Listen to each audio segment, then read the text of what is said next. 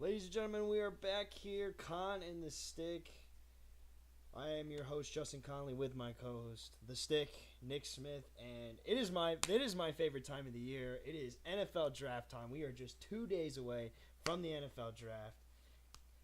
College's best players are all heading to the NFL, so are you as excited as I am? Oh, you're always gotta be excited for draft time. It's a fresh start for all the teams that didn't win the Super Bowl this past year. Ways you can find, just ways you can make your team better. Of course, not all these players are going to make impact day one. Some will. Some will surprise you. You got your sleepers. You got your busts, which inevitably is going to happen. But you know what? The draft is a very exciting part of the season for all teams in the league. So, you know what? This is one area that I know you've always been looking for. Me, on the other hand, I'm not as much into the college football game as you are. I usually stick to the professional side of sports. But you know what? You're going to give us all the details you can. I'm going to throw my best guesses out there. You know what? We're going to have a good show today. Yeah, and this is just a couple of things that to keep in mind when it comes to this is the way that I'm going to do it. I know that Nick, I know this is your first time ever doing a mock draft. I know Yes. I threw this on you because this is something that I did last year, and I enjoyed it tremendously. And so the way that I'm going to approach this, according to my mock draft, is I don't think that you have any trades. I do not have any Except trades. for the one that was thrown for a curveball. Frank Clark traded to the Chiefs today, so the Seattle Seahawks will get two first-round picks. We didn't do any trades other than that.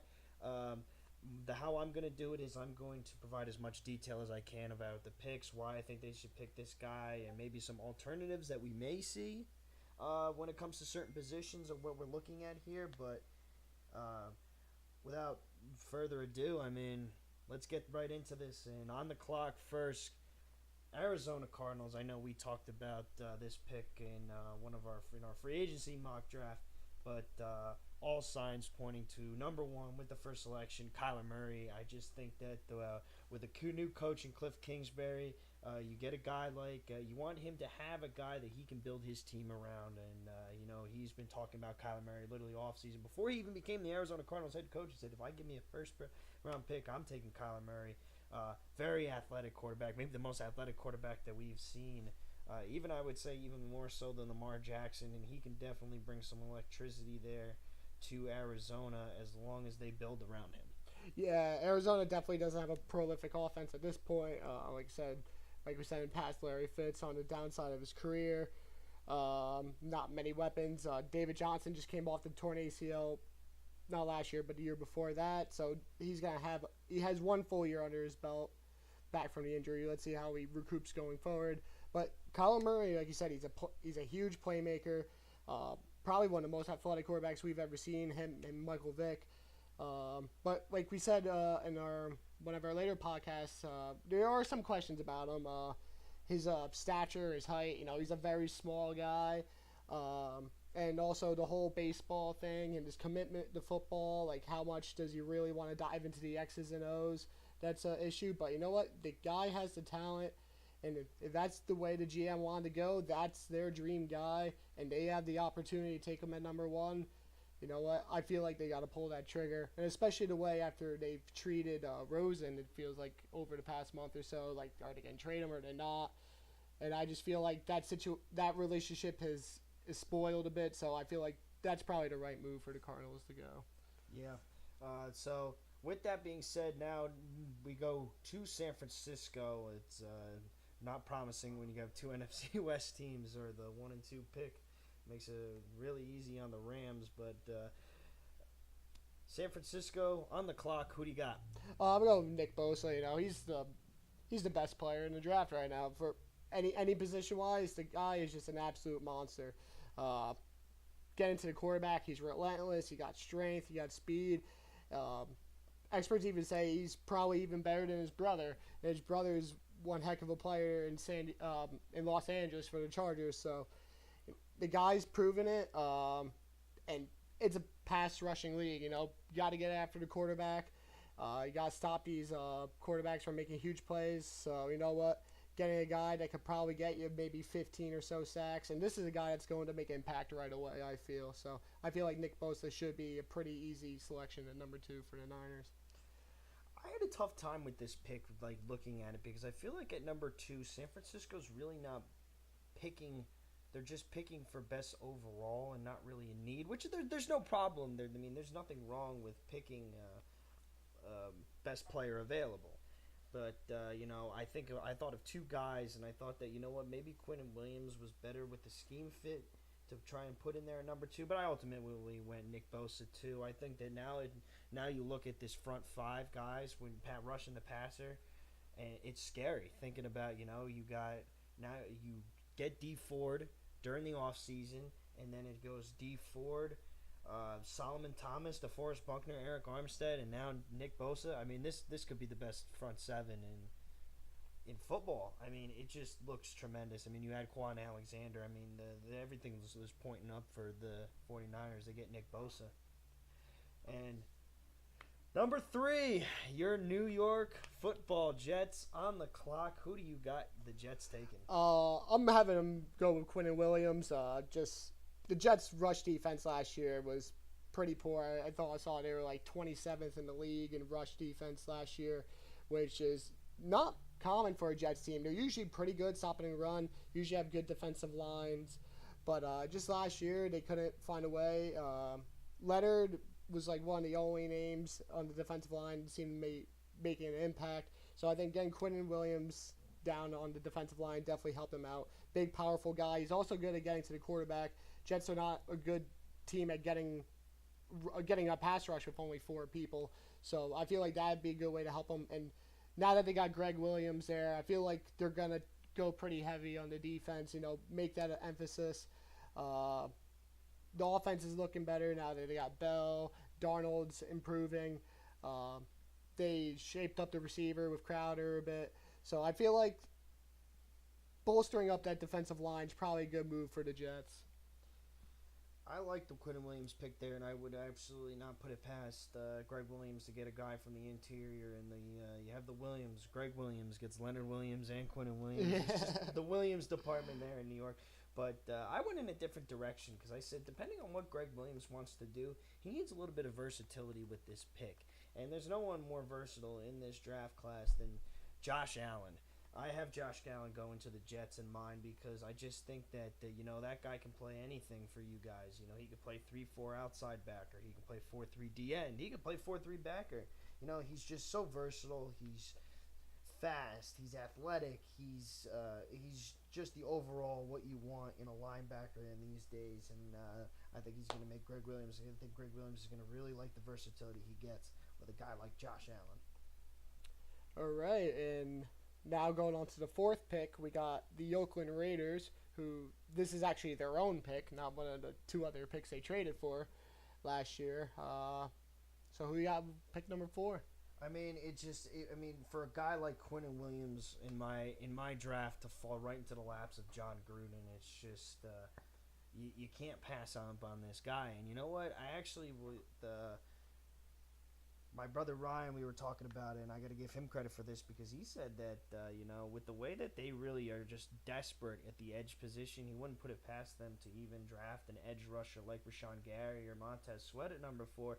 And I really agreed with him in that because when they get back down into those later picks, all of those top elite pass rushers are going to be gone, and they're not going to be able to really, if they take the interior that. But you bolster the middle of the field with Maurice Hurst, you drafted last year, who was supposed to be a first-round talent. You drafted him in the 5th round with a heart condition, and then now you get Quinnen Williams. I just think that Quinnen Williams, in my opinion, everyone's talking about Ad Oliver being the next Aaron Donald. It's Quinnen Williams. I mean, one guy was 1-year starter and breaking double teams and doing all the things that I saw Aaron Donald do in college. So, I mean, it just seems like a no-brainer at this point to me. Yeah, we basically just flopped these picks. I instead of Quinnen Williams going to Raiders, I'm going Jets. But I have Josh Allen going to the Raiders. Just I feel like he's a guy that they trade away Khalil Mack and you just draft someone right away who's going to be the outside pass rusher for him. It's an odd move. You get rid of one great outside linebacker who's already proven, and you're going to draft another guy hoping he could give you that same production. But you know what? after they traded away Mac, they had no pass rush at all. Raiders one of the worst defenses in the league last year, especially getting to the quarterback. So I feel like Josh Allen, it's pretty simple move there if Williams is already gone from the Jets. So now going to pick number 5, the Tampa Bay Bucks. I actually had them going with Ed Oliver. Like you said, they were he's a force in the middle. Tampa Bay, I feel like again they were another team. Their defense was not strong last year, and I feel like if you want to win games in NFL, you got to be good at the lines, offensive line, defensive line. I feel like those are the two keys, and like when you can stop the run, and when you could get to the quarterback without having to apply extra pressure from linebackers and safeties, that's a huge plus for any defense. So, and I feel like the Bucks really needed that last year, and I feel like this is a player that I don't think they should pass up on. So, Ed Oliver at number 5. That's an interesting pick because the thing is that I could see that happening. It's just that, they drafted Vita Vea last year, who was supposed to be their D tackle in the future. He didn't really play much due to injury. And, number 5 is a position that, and in all honesty, I think Tampa Bay should trade down, get a couple more picks, because I sat there and I said, you know what, at number 5, they should take a corner, because I just think that when you have to play against Drew Brees and Cam Newton and all these, and Matt Ryan, I mean, you're playing against 3 elite quarterbacks, and you have to cover Julio Jones and Michael Thomas and a young wide receiving duo in Carolina of DJ Moore and Curtis Samuel now, who I think is going to be one of the best young duos in football next year. And I just think that they need to really seriously consider drafting a corner and trading back. And even maybe they shock the world and they take a corner at 5. But one thing happened this offseason that made me change my mind, and that was them losing Quan Alexander. And nobody expected them to lose Quan Alexander to the 49ers. But that being said, you're leaving a huge hole in the middle of your defense. So I said Devin White. It seems like a really logical pick, although that comes with some caution, because I watched Devin White's tape and I saw a lot of Reuben Foster in him. And while Reuben Foster without the off the field issues, and one of the problems that I had with Reuben Foster was a guy that, and I see it in Devin White, is he goes to make the big play too much, and that leads to over pursuing and allowing guys to get cut back on you. And you don't want to do that in this division with Devontae Freeman and Alvin Kamara and Christian McCaffrey. Guys that will make you pay, and their change of direction is really good. So while he is a freak of nature, and one of the best things that I like about Devin White is the fact that he can take on blocks better than I've seen any middle linebacker in the last couple of years of college football, it comes with some caution, because I do think he's a developmental project a little bit. But I think that the future is really bright for Devin White, because one of the things they actually said too was you don't hear a lot of guys talk about culture, and he said he wanted to change whatever team he went on, the culture of their locker room, and that's when you know you have somebody special. All right, now going on to pick number 6 in the New York Giants. Giants' first pick of this first round, and who you got going number 6? I thought about, and here's a couple of scenarios that I think that the Giants can do. Obviously, if Devin White falls to them, I feel like they would pull the trigger right away on a guy like Devin White. And I know the whole thing of, they're going to take Dwayne Haskins at number 6, or they're going to take a quarterback, but Dave Gettleman seems like he's just going to take the best guy available. And so, with that being said, I think the best guy available on the board is Rashawn Gary, because I think that he's a guy that fits their system well. He's a big, powerful guy. While he's doesn't have as much speed as the rest of the guys, but he can definitely fit in there at that 3-4 defensive end and cause some havoc. And they can use him in a bunch of different ways. So I really do like Rashawn Gary, and he is going to continue and move back to New Jersey, because he is a Paramus Catholic guy. So he returns back home to play for the New York Giants, which I like things like that. Oh yeah, it's always good to see someone play for the hometown team. I actually got Rashawn Gary as well for many reasons you said. Just like we said, you got to have that good outside pass rusher, get into the quarterback. Gary had great college success. He's driven. He's a very athletic, explosive guy. You know what? And he's going to make an impact for the Giants, especially for a Giants defense that was very poor last year. Didn't get much at all from the defensive line position. So Gary seems like a pretty good choice for the Giants. Pick number 7. Um, I was thinking a lot on this one, but then just thinking about how they just got Nick Foles and they have uh, what's his name again? I always forget his name. Running back. Leonard Fournette. Leonard Fournette. You know, he had an off season last year, but he had the injury. I think it was a hamstring problem. They gotta go to offensive line. They gotta make sure they protect Nick Foles. They really gotta use that play action game that gave them so much success. Get to AFC Championship game in 2017. So I'm gonna go with Juwan Taylor. He's a tackle. Definitely something the Jaguars could use. You know, a guy that could just really bolster up that offensive line, help with the run game, help with the play action, because you know the Jaguars are trying to be a ground and pound team. That's always been their motto, and bolstering up that offensive line is a step in the right direction for the Jaguars. I really think that there was two directions I think that they can go. They can grab a pass rusher, they can grab a tackle to protect Nick Foles, or they can grab him a weapon like DK Metcalf, AJ Brown, a couple of guys, Marquise Brown. Because I think that at some point you need to address the wide receiving position, and I think that they absolutely should. And another one said Ed Oliver at 7, and I thought to myself, holy cow, that would be absolutely dangerous if a guy like Ed Oliver goes to a Jacksonville defense. Well, they were, because, you know, Malik Jackson, they just lost him. I can't think of it. Calais Campbell's getting old. You know, you can use the boast of that defensive line. But I also ultimately went with Juwan Taylor, too, because I think that, you know what, you're absolutely right. They're a run-first team setting up the play action. And why I didn't go DK Metcalf was because I think it's really early to take a guy to take a receiver in this draft. I think most of them are going to go late first round or mid to late first round. And this is a really, really deep receiving draft class.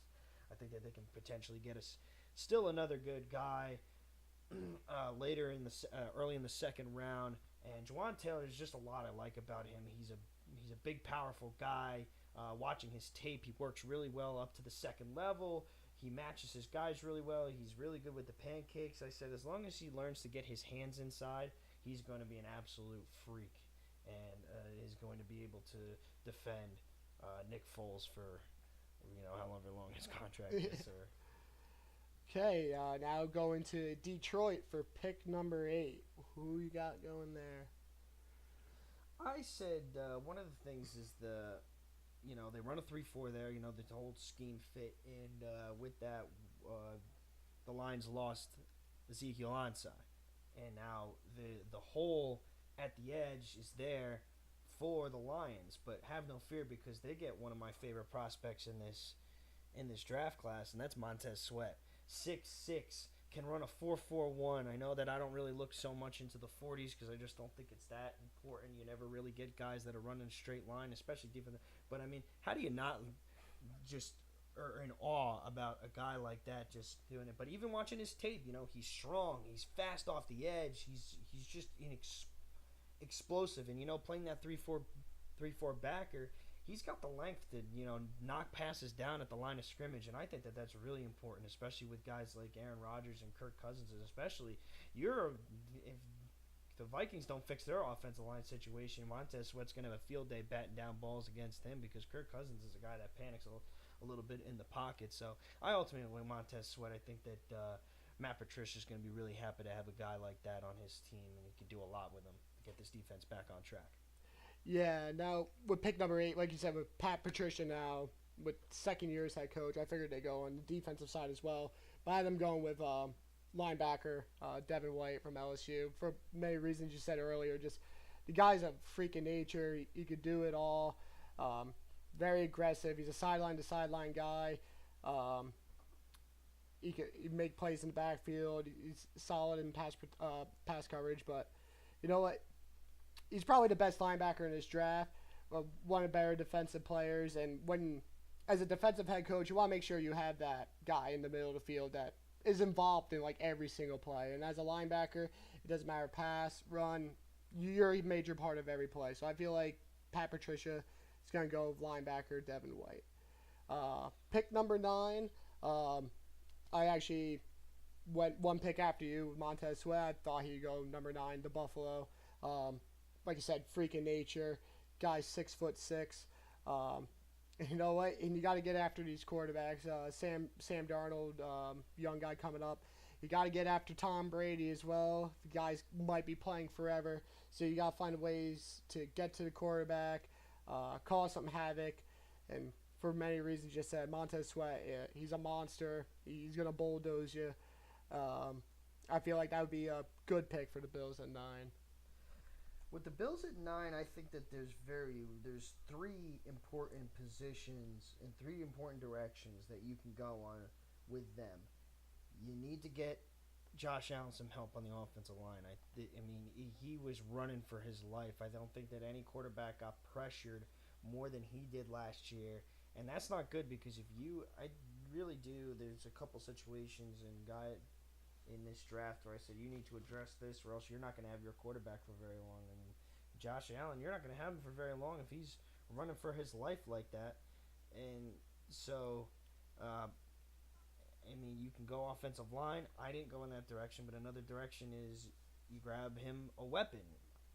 I mean, even though they grabbed Cole Beasley and John Brown, those are some short guys that aren't going to be really your red zone threat. But with Robert Foster and Zay Jones playing decently well, I decided to stay away from that. And I actually went Ed Oliver to the Bills because they lost Kyle Williams, which is really their leader on their defense, and I mean it's really hard to deny that Ed Oliver at one point was supposed to be the number one pick in this draft class, even in front of Nick Bosa. But turmoil with the head coach and just a couple of I guess it wouldn't technically be off the field issues, but and people thinking that he's undersized to play defensive tackle, but I mean the man is just so explosive. He creates so many plays in the backfield, and the race to become who's the next Aaron Donald is really prevalent, and I think the Bills will capitalize on the fact that Ed Oliver drops to number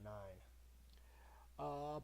Now we're going to Denver for pick number 10. Who we got going number 10? I think that they could go T.J. Hawkinson here. They could use a tight end with that kind of versatility in both the run and the pass game. They could go linebacker, Devin Bush. But I've got them building for the future here. And I'm looking at yours, and it's funny that we'll get to yours in a second. But I got, they bring in Joe Flacco. He's only going to be there for 3 years, but it's really aware to everyone that, he doesn't have it really that much anymore, and they're really just using him as a bridge, in my opinion. So why don't you go ahead and you grab a guy that you can sit behind him for maybe 1 or even 2 seasons, a guy that you can get experience, and that guy is Dwayne Haskins. I loved watching what I saw from Dwayne Haskins in Ohio State. Everyone's talking about, well, he's not really that mobile. Well, that's not really Denver's game. Is for him to be mobile because he's a pocket passer. He really doesn't. He moves well up in the pocket when pressure's coming around him. He makes NFL type throws. Threading the needle. You watch a lot of these guys on their tapes on YouTube because that's the only way I get to watch film. And, they're hitting a lot of open guys. Dwayne Haskins, you watch his tape, he's throwing through coverage and hitting guys. That's what we call threading the needle. That's what we call making NFL throws. And I think you develop him right. I mean, John always got to get one of these drafted quarterbacks right. And I think he finally will get one right if he drafts Dwayne Haskins at this position. It's funny you said that because as you're looking at my board, I couldn't. Because both these next 2 teams, 10 and 11, I'm like, these guys both need quarterbacks. Cincinnati has to move away from Dalton. Denver doesn't know quarterback right now because, like you said, Flacco, but, of course, he's not the answer for the future. And I was thinking between Locke and Haskins, but Locke just has a huge arm. And I know Elway's all about the guy that can sling the ball down the field, making the huge play. I feel like that's a lot of what the NFL is. Like, besides Tom Brady dinking and dunking around, all these quarterbacks like Rodgers and Stafford and those type of guys, they're throwing the ball 15, 20 yards down the field almost every chance they get, it seems. And Locke got the strong arm. I just feel that's the direction that Elway would go. But you know what? I would not be surprised if they go Haskins there either. But I went with Locke with number 10. And now just going right into pick number 11 for Cincinnati, I had them going with Haskins. Like I said, just because Dalton's time's up in Cincinnati.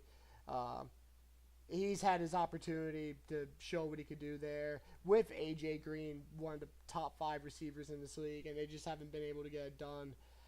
Haskins was phenomenal at Ohio State. Like you said, reading coverages, throwing past defenders. Like you say, he's not a mobile guy, but you know what? Your quarterback doesn't have to be mobile. Even though these younger breed of guys coming in are more versatile, like Josh Allen and Murray, like they could run around all day. But you know what? Haskins is more of a pocket passer. You know what? He's accurate. He can see the throws. You know what? That's a good pick for Cincinnati, and I think that's a good move for them in the right direction. It's funny that you have Locke and then Haskins, because the funny thing is that with the Bengals pick, I thought my shocker of the draft was Cincinnati taking a quarterback, because they really they have a need at linebacker, and Devin Bush is the safe pick here. But I said I got the same thing as you, and I got the same thing as them doing, duplicating and mirroring what the Broncos have at 10. So you went Locke and then Haskins. I'm going Haskins and then to the Bengals, Drew Lock, because I think that you're right. I think that you look at what the Chiefs did a couple years ago, and they drafted Patrick Mahomes. They drafted him knowing for sure that Alex Smith was just not going to get them over that hump, and he never did. And Andy Dalton is the same way. While they haven't been to the playoffs in a couple years, he got them there, but was never able to get over that hump. And I look at him as just another Alex Smith. And with a new quarterback, or with a new coach in there, especially one like Zach Taylor, is another guy that you want to get his guy in there. And if he can get a guy like Drew Lock, who was, he's got plenty of playing experience, a 4-year starter at Missouri, big arm talent. While he has some accuracy issues, he can still run. He ran a 4.8 40, and still a little bit of mobile guy, so you can do a little bit with that. But I think you develop him, and I think that things are looking up for Cincinnati once they get Drew Lock right. Going now to Green Bay for pick number 12. Where are you going there? I think that there's really 2 needs, and they're both adding weapons to Aaron Rodgers. They can go receiver, or they can go tight end. And like I said, it's a deep receiver draft, and I think that they can maybe even get someone on the tail end, because they've spent the last couple of years drafting defense. And they can absolutely go again defense in this draft, but I think that they added a lot of talent. You got a good young cornerback duo in Josh Jackson and I can't think of his name. I know it's Kevin King. They drafted someone else. Jaire Alexander. That's right. And so with that, I think that they've got pretty much, they can go safety, but there's not a lot of safeties that are going to be up there in that top 12 pick.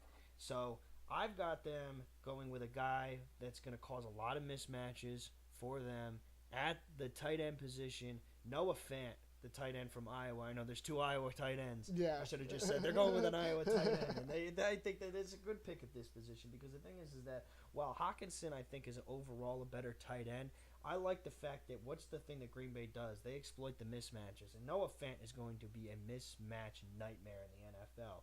Just the speed, the athleticism, you're going to have safeties and linebackers trying to cover this guy, and it's just not easy. So I think that Aaron Rodgers is going to love having a tight end that he hasn't had since he had Jermichael Finley, and I think he'll even be better than Jermichael Finley. It's funny you say, because I had them going with an Iowa tight end too, but not the same one. Yeah. You're going with T.J. Hawkinson. He's an all-around guy. He can catch the ball. He's actually a receiver, and he's one hell of a blocker, which is good for any tight end. Kind of like Gronk. He's a bigger guy. He's productive in the run game as well. Not all tight ends want to get in there and get chippy with those linebackers and defensive ends. You know what? Hawkinson showed in college he could do it. You know what? And I feel like that could take off a little bit of pressure on Aaron Rodgers. Maybe he can hand the ball off a little bit more, rely on that run game. And also helps them with just personnel situations, because last year when they saw Jimmy Graham in there, he's not a good blocker at all. So they feel like if Jimmy Graham's in, it's probably a passing situation. You got a guy that's more all around and versatile. It could be a little less predictable. So go with Hawkinson there, pick 12 for the Packers. I think is like either tight end's a good move, but that's where I feel like they're gonna go.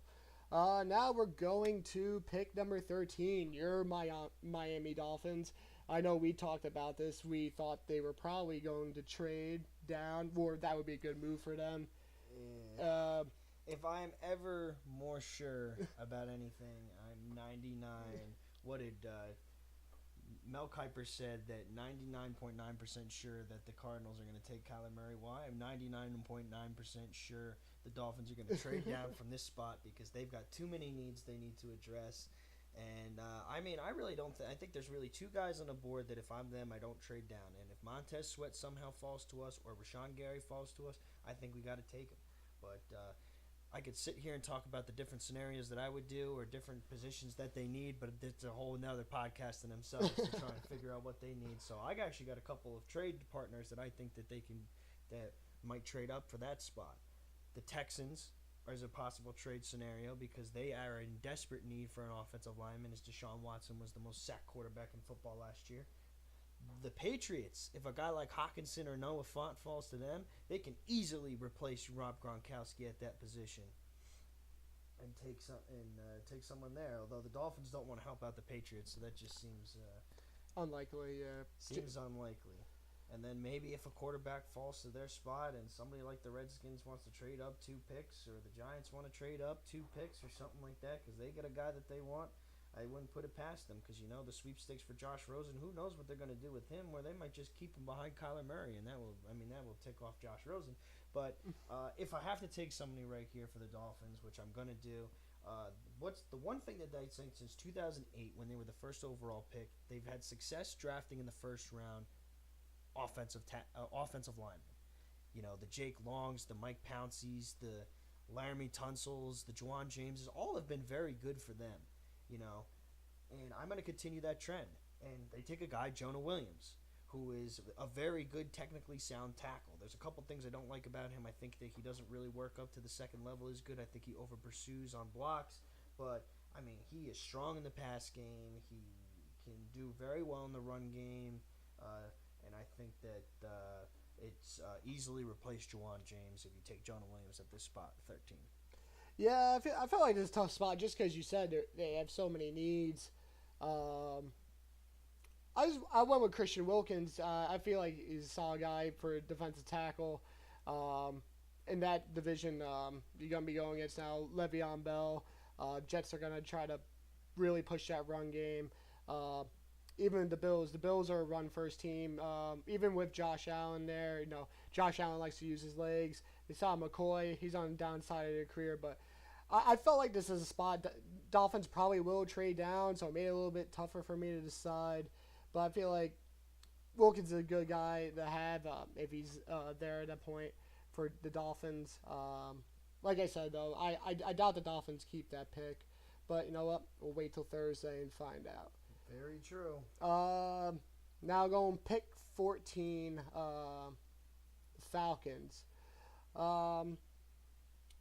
I feel like the Falcons could maybe go offensive line here. I had them going with Andre Dillard, offensive tackle.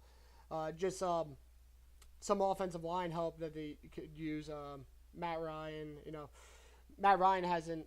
He actually produced pretty well last year, Matt Ryan, but the year before that he really struggled. They got Julio Jones. They really got to bolster up this offensive line. They got to stay. They got to make that offense as good as it was that season they went to the Super Bowl, and that's by throwing the ball. They lost Devin Coleman though, so that's going to hurt them a bit. But bolstering up that offensive line is only going to help them in the pass and running game. And I feel like that would be a safe and good move for the Falcons at 14. I struggled with this pick because I think that they could use some help on the offensive line, but since they don't get the first 2 tackles that they want, they don't do it. I think that if you see the Falcons trade up at any point during this draft, I think it's to get Ed Oliver, and with that, I mean, it's almost a given, but for right here, I gave him an edge rusher. I gave him Brian Burns because I've heard a lot about him in that draft that scouts really like Brian Burns. I think they think that he's a really good edge rusher. I wasn't so impressed with Brian Burns. I think he's just another guy that's just speed off the edge. He doesn't have a lot of power moves, doesn't make a lot of moves in the run game. But I'm trying to be as unbiased as I can when it comes to these picks. So I'm going to give Brian Burns the benefit of the doubt and go with him at number 14 to the Falcons. Okay, now we're going number 15, the Washington Redskins. Who do you think is going to pick number 15? I think they're going to hold off on a quarterback.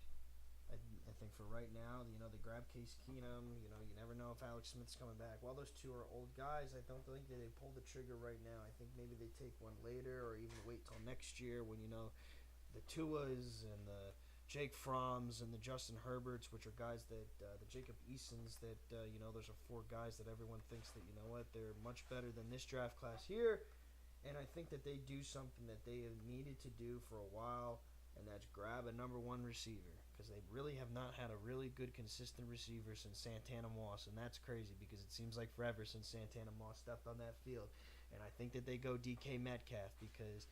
While I'm not as thrilled with him because I need to see him run laterally, I think the upside and the potential is just too much for them to pass up. He's a freak of nature coming into the combine with the BMI that he did, the running the 40 and doing the bench press. I think he's just an athletic specimen, and if they use him right, he might just be the next Calvin Johnson. But until then. We'll see, but you know what? I think he does have the potential to be the best receiver taken out of this. Not my favorite receiver in this draft class, but I think that he has the most upside out of all of them. He certainly does have a lot of upside. His body build and his size, his speed is incredible. But I don't know. With the Redskins, with their injuries, a quarterback last year, the 2 broken legs, and just they got questions there. But I actually did have him going quarterback. I'm going with Daniel Jones from Duke. Strong arm, athletic guy. Just like you said, it's a quarterback league. You know what? If you think you have an opportunity to draft a guy that you like and you want, you think it could be your future going forward, maybe they pull that trigger. You know what? Could they wait till next year? Maybe get someone else they want. But you know what? I feel like these NFL teams, they want to try to win now. And having the injuries they did at quarterback last year, it put them in a really tough spot. So, yeah, I have them going with Daniel Jones at 15. Going now, pick 16, we're going to Carolina. I actually have them going offensive line. Had them going Cody Ford. He's offensive guard. This is just about protecting Cam Newton as well. Cam's always getting hit. I feel like he has almost an injury or an issue like every other week. It seems like, of course, he puts himself in those situations. He's running, he's taking on linebackers one-on-one. But with Cam's history of injuries, and as good as he is and the upside that Cam has, you got to find a way to protect this guy a little bit more. And getting a guy like Cody Ford there to help Cam Newton, I think, is a wise move for the Panthers. I went in the same direction because, I think that they could use some edge help, so we might see Cleveland Farrell here. I think they still need to add another bit of receiver to really complete that young receiving core there in Carolina. I think that they could take, I don't have Hawkinson, but, Greg Olsen getting up there in age. They can go with Hawkinson there, and you just, right like there, help Greg Olsen out. But I ultimately went with a offensive tackle because you're right. Because the thing is that this almost got to a point where Cam Newton was almost, sidelined, like almost took off a whole year to get himself back healthy. That means you're just not doing your job. Like, you're not doing a good enough job protecting him. And he's a guy that, he takes a lot of hits because of the way that he runs, and you need to protect him as soon as you can. And the first guy that jumped off my mind was a lot of people saying he's the best pass protector in this draft. While he needs a little bit of help in the run game, but I think they're really going to rely on the pass a lot this year because of the way that they use Christian McCaffrey, is Andre Dillard, a guy that's been skyrocketing up everyone's boards since the combine, and that just seems like a perfect fit for them, to get a guy that's the best pass protector and get him in there right away so that he can start helping out keeping Cam Newton healthy. Now we're going to the New York Giants' second pick of the first round. Um, where do you have the Giants going now with their second pick of the first round? I think that they're going to continue to go defense. I think defense is one of the things that they really need to continue to address, especially since you lost a lot of guys. But how about a guy that I really loved from watching? I fell in love with him as a prospect after watching his tape because I think he is one of the most fundamentally sound guys I've seen. Devin Bush, linebacker from Michigan, is just a tremendous talent. He squares up on tackles. He knows when to make a big hit. While he struggles a little bit to get with the block shedding, I think that he can defend the run. He can defend the pass, and I really like what Devin Bush brings to the table. And I think he helps out this defense and really gives them a leader to move forward with this in New York. It's funny because I'm same as that guy. I have Devin Bush going to the Giants, pick number 17. Uh, pretty much said it all.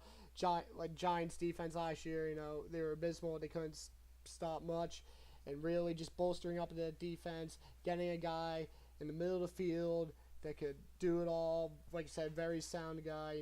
It's only going to help them moving forward and help that rebuilding process.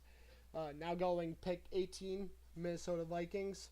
Going back to the offensive line because they had an issue protecting Cousins last year. Had them going with Jonah Williams. Played tackle in college for Alabama, and it just comes down to NFL being about two things: getting to the quarterback and protecting the quarterback. And they spent all this money on Kirk Cousins. You got to find a way to protect him and let him use those weapons he has on the outside. So I feel like Vikings going offensive line here, helping out their offense, maybe give Cousins a couple extra seconds to really make some big plays to guys like Diggs. I feel like an offensive lineman is a good move for the Vikings. Yeah, in my opinion, I don't think the Vikings have a lot of needs. They just they can use to replace Sheldon Richardson. Where I don't remember exactly where Sheldon Richardson ended up. He's in Cleveland. Is he in Cleveland? Yeah, he's in Cleveland. Oof. Yeah. So I think that the two positions that they really need is defensive tackle in almost a completely new offensive line. So I had to go offensive line here, and I actually went to the guy that you had him going to Carolina, Cody Ford. I think that there's a lot of versatility that you can do with Ford. You can keep him at tackle. You can push him inside to guard. I think he's just going to fit wherever you put him. So I think the Vikings really need to see. Everyone can blame it on Kirk Cousins, but I don't think he had a lot of time to really step back there and throw. And if you get a guy like Cody Ford, you start building off this offensive line. I mean, I think you can honestly go for offensive line for these first 3 picks, and then go from there. But I think that the Vikings really need to protect Kirk Cousins, and then we'll see where if he actually is worth all that money. Yeah, that's for sure. It's certainly paying him a lot. You got to perform like it. Now going to pick 19. I feel like it's just the same story almost. You got to find a way to protect Marcus Mariota. I feel like the guy's always running around for his life, so they could go with center Gary Bradbury from NC State, pick number 19. It just comes down to the same thing. You got a young guy back there. You got to give him a chance to throw the ball. Have a need at center or guard, whatever Tennessee needs them at. But you know what? They got to bolster the offensive line, give their young quarterback the shot to really show off his skills. So Tennessee Titans, Garrett Bradbury, pick number 19. I actually have an interesting pick here because I think that you're right. I think they while their tackles are pretty much really set in Taylor Lewan and Jack Conklin, they could use some help on the interior of the offensive line to really bolster it and make it a really strong unit. They could use another receiver to help out Corey Davis because I think that it's Corey Davis and then a bunch of miscellaneous guys you never really hear about. But I went in a different direction, and you know how much I love. I can't even think of his name, and I love him so much. Tight end. From Delaney Walker? Delaney Walker. Yeah, Delaney Walker. Yeah, I just had a mind slip there. I love Delaney Walker, but he's getting up there in age. He's slowing down. He's getting hurt, and what better way to replace him than T.J. Hawkinson at number 19, a guy that is just an overall really good tight end, just like Delaney Walker. Not just a guy in the pass game, but also a guy in the run game. Delaney Walker, for the most time, has been named one of the best tight ends in the blocking. So I think that T.J. Hawkinson is a really good pick there. Now we're going to the Pittsburgh Steelers at pick number 20. I actually have them going outside linebacker here, Brian Burns. As Justin discussed earlier, I think I'm going to the Redskins. He's not the most built guy. Like, he got some speed to him, but I feel like it could be a value pick for the Steelers there at 20. They have been performing. He's been doing. He had a good season. I feel like the Steelers could really use help in that position, getting to the quarterback. So Brian Burns, pick 20 of the Steelers. So with that, so with the Steelers at that number 20 pick, I think that they can go in a couple of different directions. And one of the things is you really want to tick Antonio Brown off. You take Marquise Brown at this position, and you really stir up some drama, as it is his cousin, nephew, something like that. But I think that they need to draft for need here. I think that wide receiver they can address some of them, because I think that I still believe that whoever they take is just going to be an absolute monster. But they need to address this secondary, and there's no one better, in my opinion, than Byron Murphy from Washington. I just remember watching his combine tape, thinking he was just his cuts, his everything. I said he was running that. He ran that gauntlet that the cornerbacks run better than most of the receivers in this draft class. I just love his change in direction. I love the physicality that he plays with. People are concerned that he doesn't really have the size, but neither does Denzel Ward, and look how well he played last year. So, I mean, size doesn't really matter. I mean, you've seen a lot of undersized guys like him, like Brent Grimes, that have been successful. And so I love this Byron Murphy pick to the Steelers. I think he's going to make an immediate impact. Now we are going to pick 21, which is now the Seahawks' first pick of the second round of the first round, as they today just traded for the 29th pick from the Chiefs. Where you got Seahawks going with their first pick? Well, it's funny that I must have planned for this Frank Clark thing to happen because I got them taking an edge rusher, and maybe a guy that's falling a little bit further than many people would have him in theirs, because I think that everyone thinks it's a top 15 pick, and I absolutely agree. But I think that other needs needed to be addressed. So how about Clelin Ferrell, a guy that a two-time national champion, I believe a two-time All-American, just a guy that is just an absolute freak when it comes to just getting to the quarterback and being a threat in both the run and the pass game. I really do like Clelin Ferrell. He's just, one of the things that the Seahawks prided themselves in winning a Super Bowl on was just fantastic defense. And I think that they're going to continue, and it's a good way to replace Frank Clark is with a guy like Clelin Ferrell. So I like Clelin Ferrell to the Seahawks with this one. Yeah, the Seahawks, they have some issues on offense. Wilson's been hurt lately. You go maybe look offensive line, but I feel like maybe get Russell Wilson a weapon on offense, and go to an Ole Miss receiver, an A.J. Brown. He's an all-around guy. Like DK Metcalf, he's the big, physical, all the potential in the world type guy. But A.J. Brown last year, he produced on the field. He's better route runner than Metcalf is. And, I just feel like he's a more reliable pick.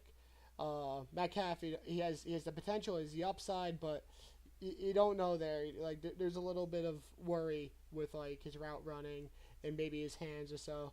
So I feel like really getting Wilson a weapon, and you just paid the guy millions. He's the richest quarterback in the league right now.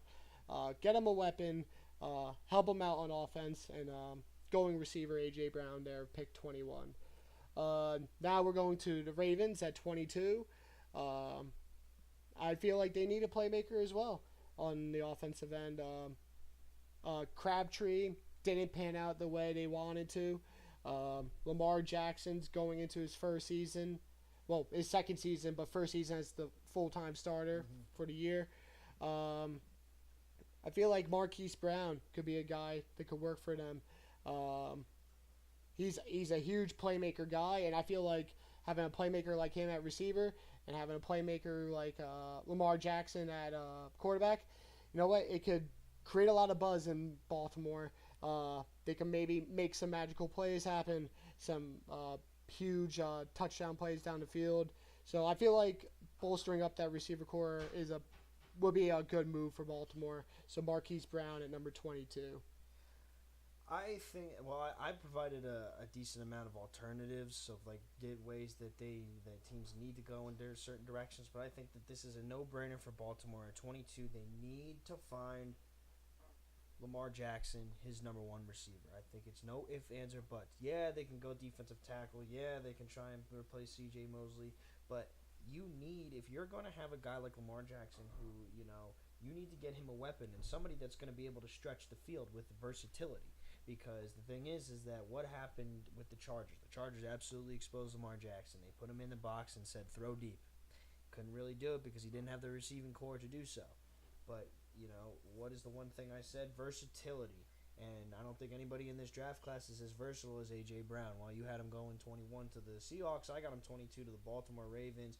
He can play outside. He can play in the slot. He can beat you underneath. He can beat you over the top. He might be the best receiver in this draft class, even though his counterpart DK Metcalf has been getting more of the spotlight because of his combine. But A.J. Brown seems like a really smart pick for me at 22. Now going to 23 to the Houston Texans. You think they gotta go offensive line, right? With that pick, just the way. I think that they need to, but I think that if they are, should trade up because I go down to 23 and I don't see a lot of guys that are really there for them to take. Maybe Greg Little, maybe Dalton Reisner, a couple guys that have had their names come up. The Caleb McGarry was another one, but because I don't see a lot of top name guys, I think that they go cornerback here, and I go Grady Williams because they got a really old cornerback core, and I think that they need to replace. They need to get some youth there. Kevin Johnson really didn't pan out. I mean, how old is Kareem Jackson? And they need to add some youth there. And Grady Williams, well, he's been very interesting because I don't think that he said that he really didn't have any official workouts or visits with teams, but I think that it's hard to argue with the pedigree in LSU defensive back. So I got Grady Williams going here, but I wouldn't be surprised if we see Houston take a offensive tackle at this position or even trade up to maybe get a Jonah Williams or a Andre Dillard or a Juwan Taylor. Yeah, like we said earlier, they're definitely a team that could trade up maybe to that Miami spot.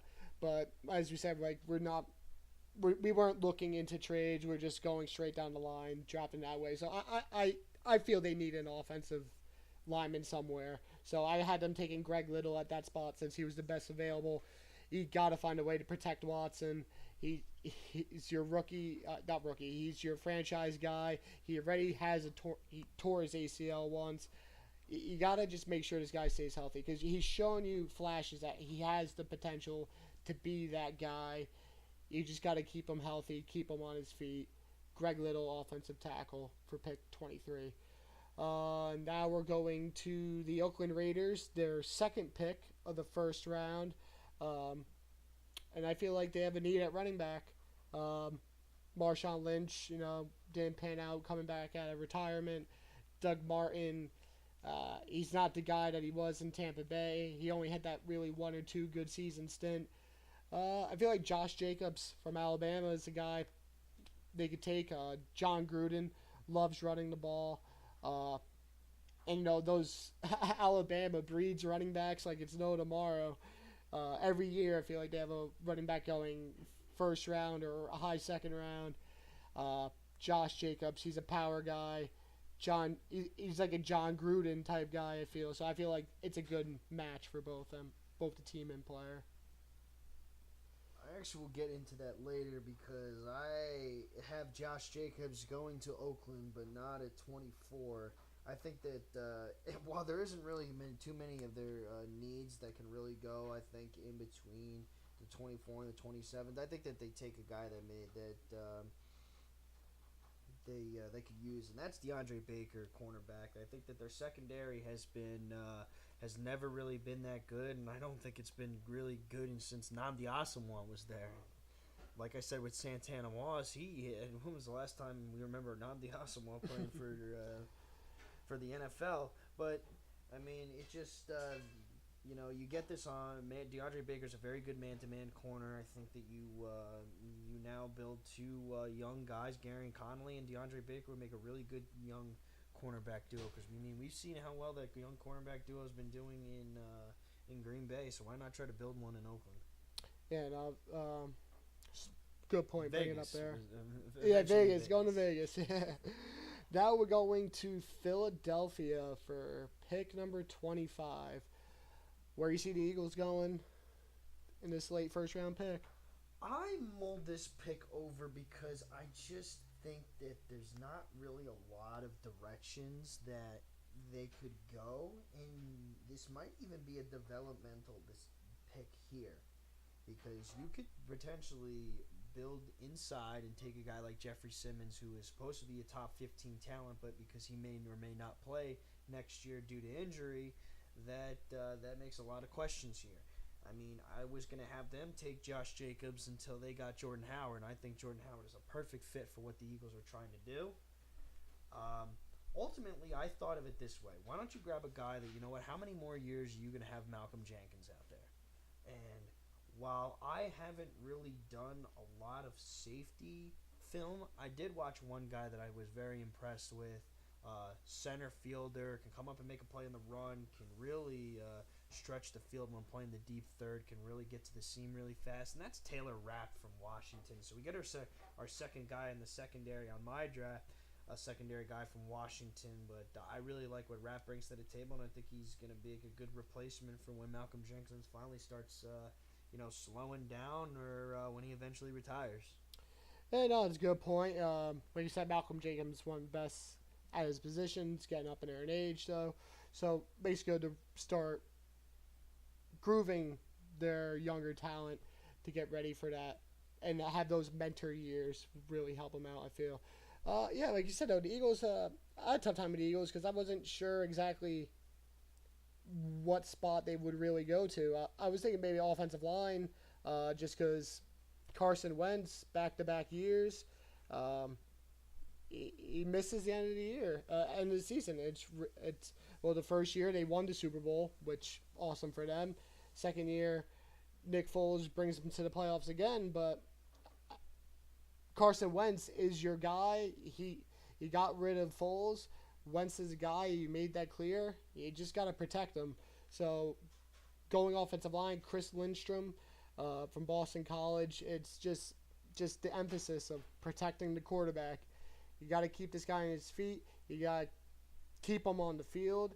You got to protect your assets. So Eagles going offensive line, pick 25.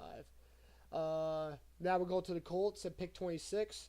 I had them taking Ole Miss receiver DK Metcalf at pick number 26. I feel like Andrew Luck really needs. He has T.Y. Hilton, but he doesn't have that big physical guy on the outside. And I feel like this could be a good fit. He's a raw talent, like we said. He has to work on a few things, but he has the physical ability. He could just burn by people, and he's gonna outmuscle people. He's just a freak of nature. And Andrew Luck, I feel like, is a great quarterback to have with that. He's gonna sling the rock around. He's gonna give you the opportunity to get the ball down the field, and I feel like it's a good fit for the Colts that could use a little bit of spark on their offense. So DK Metcalf, pick 26 to the Colts. I was really heavily considering receiver at this position, but one of the picks that I actually liked that the Colts picked up this offseason was Devin Funchess, because now Devin Funchess doesn't have to really worry about being the number one. He can get himself open. He can be a red zone threat, and so I got them holding off here, and maybe they can take a Paris Campbell in the second round if that's really the direction where they want to go. But why don't you take a really good defensive player and Christian Wilkins, who I've got falling further than maybe a lot of other people have him falling, but that's really could be the best go-to for them because they really need to build up that defensive line in order to get a pass rush, really put the pressures on the Foles and the Mariotas and the Deshaun Watsons, and so I think that they could be very beneficial to them to grab a guy like Christian Wilkins at this position. Now we are going to the Raiders' third and final pick of the first round at pick number 27. Where's John Gruden going with his last first round pick? Well, I told you a couple picks ago, I got Josh Jacobs because I think I really do agree with you in the fact that, you know what, Alabama, I mean, it just seems like year after year they get all this running back talent, and while some of them it takes a little bit for them to develop, really, and sometimes it don't pan out like the Trent Richardsons and the Eddie Lacy's, but then sometimes you get the Mark Ingrams and the Derrick Henrys and the Kenyon Drakes, who I think that, if Kenyon Drake continues to get carries, which I don't understand why he didn't last year after the end of the 2017 or the end of the 2018 season, or I guess it was 2017, where he really was the top leading rusher within the last 5 weeks. I think that he took that chance and ran with it. But I think that's the same with Josh Jacobs. Josh Jacobs didn't get a lot of carries in college because he was splitting the backfield with a Damian Harris and a Najee Harris, Najee Harris was the number one player in his recruiting class. So, I mean, it's just you don't know how guys are going to be with that work when they get a full workload, and that's really the concern. But I think that every time that Josh Jacobs touched the ball, he made something big happen, and so I really like that. Now, looking at the Raiders' offense with Josh Jacobs and Antonio Brown and Tyrell Williams, and as long as they can, maybe grab a tight end, maybe an Irv Smith or a Jay Sternberger in the second round, I think that they're going to be really sitting pretty there in Oakland, Vegas. Oh, funny you bring up tight end because I have the other Iowa tight end, Noah Fant, going to Raiders pick 27. Like you said earlier, it was a great pass catcher. Raiders lost Jared Cook, and that was Derek Carr's guy last year. He relied on his tight end heavily, and I feel like this is a guy that could really fill that hole, help Carr really relax more in that offense. So a very heavy offensive round, 2 first-round picks on the offensive side for the Raiders, running back and tight end. I feel like both picks are just really there to really help out Carr, have a better running game, have that safety net at tight end. And both those guys, they showed they could play well. So I think the Raiders are really gonna. I hope they really do well in this first round because last year was a disappointment seeing John Gruden's first year really go down the drain. Some questionable moves they made, but Noah Fant, pick 27 for the Raiders. Now we're going to the Chargers. Guy you mentioned earlier. I have them taking quarterback Byron Murphy. They like I said, we know they have that number 1 cornerback. He's locked down, but that number 2 spot, they were slacking the last year, and it hurt them on the defensive end. Offensively, I feel they're pretty good where they are. Maybe lost a weapon here or there, but Phillip Rivers is looking phenomenal even still for his age. But I feel like you bolster up that second cornerback spot with Byron Murphy. Really help the Chargers take that next step going forward. Pick 28, Byron Murphy, Chargers. Where you got Chargers going? It's funny because I'm going to actually bring up college here because, this is a really crazy draft in the fact that, some of the best players in the positions are both from the same college. You get the best two guys. You get the best two receivers are both from Ole Miss and a lot of people's boards. The 2 best guys from Iowa. We've seen. I've got 2 Ole Miss receivers going in the first round. I've got 2 guys from the secondary of Washington going in the first round. I've got 2 tight ends from Iowa going in the first round. But in a position group, let's break that streak of 2-2, and let's get the third Clemson defensive lineman in here, and Dexter Lawrence. I think that there's a hole, and Corey Legent's getting older, and I think that they really need to build in on that interior defensive line. Well, yes, you have the Joey Bosa's and the Melvin Ingrams. I think that you continue to build a really great defensive line, especially with the fact that you're going to have to go up in against Patrick Mahomes. And what's the thing is that you need to pressure him.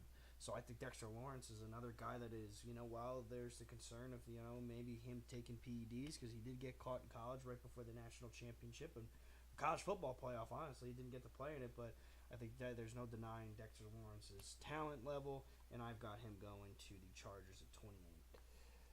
Now, recently just changed today. Seahawks made a trade, now have the 29th pick, the first round. You think there's a guy that the Seahawks thought they could really get in that spot that really made them decide to make this move? That I don't think it was so much necessarily that maybe they can get a guy. I think they can absolutely get a steal in this draft, in my opinion, because right here I've got my favorite guy. I think it was more or less with the Frank Clark trade that maybe they weren't going to be able to pay him as much because they just spent $140 million trying to retain Russell Wilson because of the whole thing of him maybe going to the Giants or walking next year. But here's my favorite receiver in the draft. I got going 29, and no, it's not Marquise Brown. No, it's not any of the guys from Ole Miss. I love N'Keal Harry from Arizona State. I think he is all overall, he makes some unbelievable plays. He makes guys miss in space. There's questions about his explosiveness and what he does when he's almost taking a playoff, but I love the skill set that N'Keal Harry brings, and he brings a huge stature too. And it wasn't until my cousin actually told me about N'Keal Harry because he went to Arizona State, and N'Keal Harry, an Arizona State guy, but I really do believe that he's going to be the best receiver in this draft, and that is my, and I didn't have him until then because I was trying to follow the boards as well as my own personal opinion. But N'Keal Harry, 29, adds a little bit of versatility to the Seahawks wide receiving core, even with Doug Baldwin battling injuries and to help out Tyler Lockett. Yeah, I've already had the Seahawks taking A.J. Brown for pick 21. So I went to the defensive side. Adam taking quarterback from Temple, Rockison. I feel like he's a very Seattle type guy. He's very physical, and I feel like that's what the Legion of Boom was all about, really. Just getting up in the receiver's face, pressing them, just being contact. How that's going to translate to the NFL today is a little different. In college, you can hit guys down the field all you want until the ball's in the air. Those holdings and those illegal contacts are really a big emphasis in today's NFL. So see how he'll adjust to the game. But you know what? I feel like he's a Seattle type guy, really physical, especially at the cornerback position. So Rockison, pick 29 for Seattle. Now we're going to Green Bay, pick 30. I feel like they have to work on their defensive backs as well. I have them going with DeAndre Baker. They could really use help in the secondary. I already had Green Bay taking tight end with their first pick. Really help out Aaron Rodgers, but you know what? You got to help the other side of the ball too. So he's good attacking the ball in the air, playmaker type guy. You know what? And it's something the Packers have been lacking these last couple of years. And I feel like DeAndre Baker is a corner that could really help the Packers defense and step in the right direction. So Green Bay pick number 30. So with them, I said that you need to build around Aaron Rodgers, and they can go offensive lineman here, but I've got them taking another receiver. And the thing is that what is one of the things that I know that the Packers love? They love throwing the ball down the field, and they love the deep threats. And I don't know if there's a better deep threat here than Marquise Brown. I mean, he knows how to catch the ball deep, and he gets it from. It must be genetic because that's Antonio Brown is a huge deep threat in football too. And I think that that makes it very interesting. You now have um, a combination of Devontae Adams and Marquise Brown. That's going to be very dangerous for teams in the NFC North, especially since you got to add to your offense so that you can compete with a very strong Bears defense. So I like the Marquise Brown pick there because I think that you know what they lost Randall Cobb. You know they don't have Jordy Nelson anymore, and you know they picked three receivers last year, but all of them were late rounders. So I think they need to get more consistency in the wide receiving position, and I don't know if it gets any more consistent than Marquise Brown. And now we are going to the Super Bowl losers, Los Angeles Rams, pick number 31 of the first round. Uh, what direction do you think Sean McVay is going to go? Offense, defense? I've heard offensive line, and I've seen a lot of people go offensive line. You know, Garrett Bradbury's still there. You know, you could build in at the center position. But if I'm going in the direction in which I want to see them going, it's corner because Talib's getting old. I Marcus Peters is, in my opinion, the most overrated corner after watching him in the playoffs really not play well, and you know.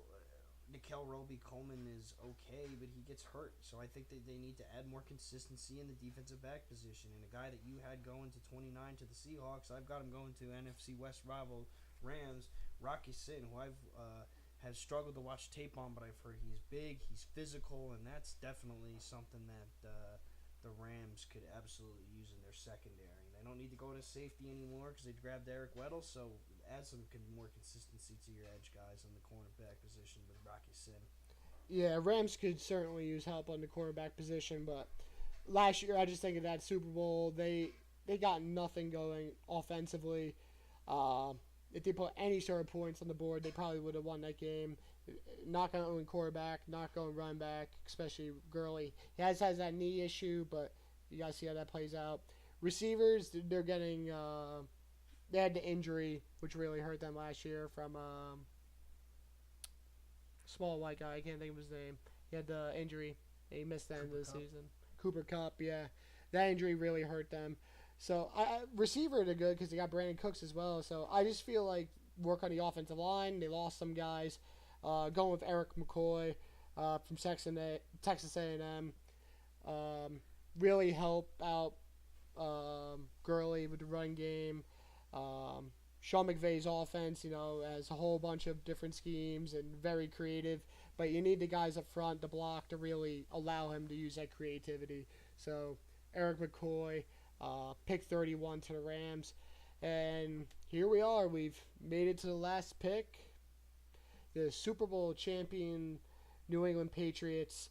This is a tough spot because I feel like the Patriots are a team that could possibly trade up, like we discussed earlier, with the retirement of Gronkowski. There's a huge hole now in tight end. Could they draft a receiver to really help them out as well, to fill that void of Gronk in the passing game? But I feel like maybe they're going to go offensive line because even though Brady's up there in age, he's not going to be mobile. He needs the offensive line there to really be successful. He gets the ball out of his hands quick, but still, you need the guys up front to really make it work. Dalton Risner, offensive tackle from Ohio State. I feel like he's a very versatile guy. I feel like he can play in or outside if you need him to, which is also a very good thing for the Patriots. I feel like they're a team that swaps people around on the offensive line. So Dalton Risner, last pick of the first round to the New England Patriots. I know you thought they possibly could trade up, but they're in this 32nd slot. Where do you think they may go? I think that there's a couple positions that they can go. They lost a couple of guys, but, if there's anybody that really knows how to just replace them right away, it's them. And a couple of guys I'm looking at, like I said before, Jeffrey Simmons, if they're willing to draft him as a developmental project because he's going to be coming back hurt, and we don't know if he's going to be playing in this 2019 season. And the same goes with, they know they could draft a receiver, maybe a Paris Campbell, a Hakeem Butler, a Kelvin Harmon. I'm really big. Those two are big physical guys. I've heard a lot of good things about Akeem Butler, but I actually have them going with a project that I think that may or may not pan out for them, even though he's not really an O.J. Howard. How about they replace Gronk right away at this 32 position? Irv Smith Jr., tight end from Alabama. He's, like I said, he's no O.J. Howard, but he still knows how to get himself open. He's still fast. He's still a physical guy. And that's, the thing is that maybe he'll be able to exploit matchups, because I think tight end is really a huge position, because we look at the reason why everyone's been so successful in New England around in the wide receiving corps is the fact that Gronkowski was able to exploit as many matchups as he could, because you always had to keep your attention on him. So I think that they go right away and they try and grab a guy like Irv Smith, who's a big physical guy, and can maybe you train him into the next Gronkowski for them, so you're exploiting the matchup. So All right, and that wraps up our mock draft. 32 picks in the first round. Of course, there's going to be trades. There's things that are going to happen that we won't expect. But taking it at face value, pick by pick, where teams currently are, this is where we think is going to happen.